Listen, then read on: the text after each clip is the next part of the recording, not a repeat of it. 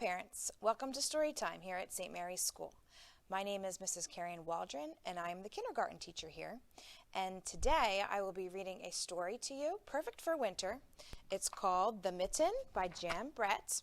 After I read the story, I will share a mitten craft with you, and I will tell you all of the supplies that you need, which everything can be found right inside of your home. So we'll start with our story, The Mitten by Jan Brett. Once there was a boy named Nicky who wanted his new mittens made from wool as white as snow. At first, his grandmother, Baba, did not want to knit white mittens. "If you drop one in the snow," she warned, "you'll never find it." But Nicky wanted snow-white mittens, and finally Baba made them. After she finished, she said, "When you come home, first I will look to see if you're safe and sound, but then I will look to see if you still have your snow-white mittens." So off Nicky went, and it wasn't long until one of his new mittens dropped in the snow and was left behind. A mole, tired from tunneling along, discovered the mitten all burrowed inside. It was cozy and warm and just the right size, so he decided to stay. A snowshoe rabbit came hopping by. He stopped for a moment to admire his winter coat. It was then that he saw the mitten, and he wiggled in, feet first. The mole didn't think there was enough room for both of them, but when he saw the rabbit's big kickers, he moved over. Next, a hedgehog came snuffling along. Having spent the day looking under wet leaves for things to eat, he decided to move into the mitten and warm himself. The mole and the rabbit were bumped and jostled, but not being ones to argue with someone covered with prickles, they made room. As soon as the hedgehog disappeared into the mitten, a big owl, attracted by the commotion, swooped down. When he decided to move in also, the mole, the rabbit, and the hedgehog grumbled, but when they saw the owl's glinty talons, they quickly let him in. Up through the snow appeared a badger. He eyed the mitten and began to climb in. The mole, the rabbit, the hedgehog, and the owl were not pleased. There was no room left, but when they saw his diggers, they gave him the thumb. It started snowing, but the animals were snug in the mitten. A waft of warm steam rose in the air, and a fox trotting by stopped to investigate. Just the sight of the cozy mitten made him feel drowsy. The fox poked his muzzle in. When the mole, the rabbit, the hedgehog, the owl, and the badger saw his shiny teeth, they gave the fox lots of room. A great bear lumbered by. He spied the mitten all plumped up. Not being one to be left out in the cold, he began to nose his way in. The animals were packed in as tightly as could be, but what animal would argue with a bear? The mitten swelled and stretched. It was pulled and bulged to many times its size, but Baba's good knitting held fast. Along came a meadow mouse, no bigger than an acorn.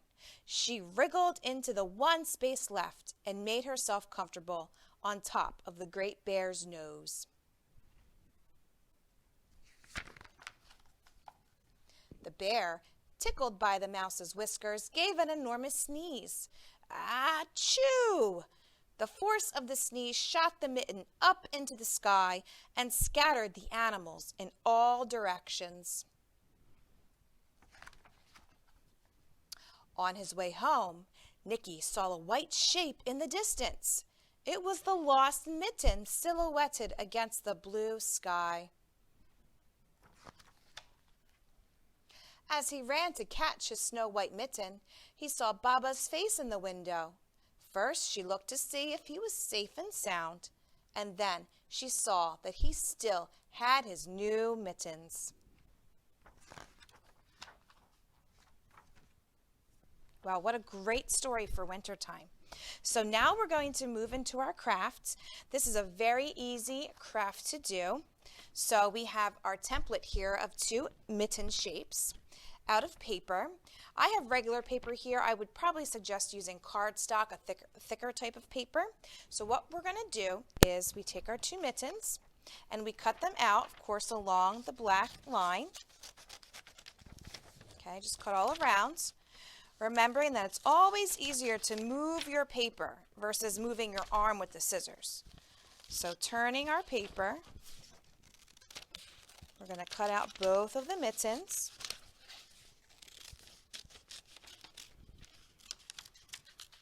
Okay, so we should have 2 mitten shapes, 2 of these. Okay, and then we can go ahead and decorate our mittens however we would like. I have my mittens decorated here. I used pom-poms with glue, and then I had some styrofoam shaped stickers that I peeled the back off and placed onto my mitten, and then another little pom-pom. So you can use any kind of decorative things that you have around your house. You can use buttons, you can use little rhinestones. Here's one of my finished products. My 2 mittens here, I have some stickers and some shiny rhinestones on there. So you can decorate your mitten however you would like. So right now I'm going to use some stickers. So I have some Easter stickers here. I know Easter's coming up shortly. So I have some Easter stickers I'm going to place on my mitten. I'll hold it up for you in a second just to show you what it looks like. Very simple, something your little one can do at home. So here's my mitten with my stickers. And to create the puffy top of your mitten, I'm just going to use cotton balls, which most of us have in our homes. And we always use our Elmer glue with the cotton balls. Our stick glue doesn't seem to work as well. So if we use our Elmer's glue and just take the cotton ball and kind of pull it apart a little bit and stick your cotton ball on top. I think I used about 4 cotton balls on my finished product. 1, 2, 3, 4. 4 cotton balls on each mitten here. Oh, my string got caught. And then, of course, our string. So we have our 2 mittens. Here's one. And I just use tape for my string. Take my string, and I'm going to tape it onto the back of each mitten. Okay, just like that.